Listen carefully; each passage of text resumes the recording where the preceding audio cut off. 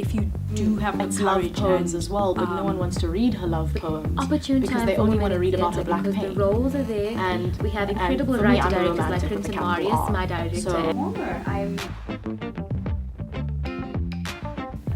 a lot of times, just having conversations, I find that the men, in a lot of instances, white men and men of color and white women tend to dominate the conversations and the narratives, and women of color sort of have to recede a little bit and speak louder to have their voices heard. I feel like growing up, I never felt represented. And I never saw other Indian women. There were maybe 2 or 3 Indian women on TV and doing plays and doing shows, but that was it. And no roles were being written for me, for people like me. And now there's just this influx of work as a brown woman performer. as black women, you have to claim and take that space. So I feel like nothing ever really comes easy for black women or women of color. And it's always a challenge and a struggle to find your space and have your voice and your ideas heard and engaged with and acknowledged. After I graduated from Untitled Tech, now Durban University of Technology, I worked for Arab for a little while. It's an educational theatre company in Johannesburg.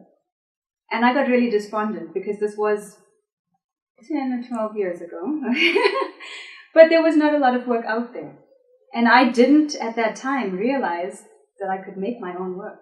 That if I wasn't seeing myself represented, that I could do it for myself. And so I left acting for a while. But at this stage, I think it's the opportune time for women in theatre because the roles are there. We have incredible writer-directors like Clinton Marius, my director and writer, who write work for us. And better yet, we can get down and write our own scripts. And that's what many, many women are doing. Does that. But our challenge as female artists is to take the general, idea of a stereotype and rip it to shreds. Salome, for example, my lead character, is a loud, crazy, obnoxious woman who goes on a warpath and fights with her neighbor about a piece of laundry, a doek. So that may seem like a crazy stereotype, but it's our challenge to take that stereotype and color it in so intricately that an audience releases the idea of the stereotype and sees a real person there. As black females, there's so much more that we can do and that we will do in the future, and I'm very excited to see how everything develops, and more so how everyone else that is watching our work and that receives our work, how they open up.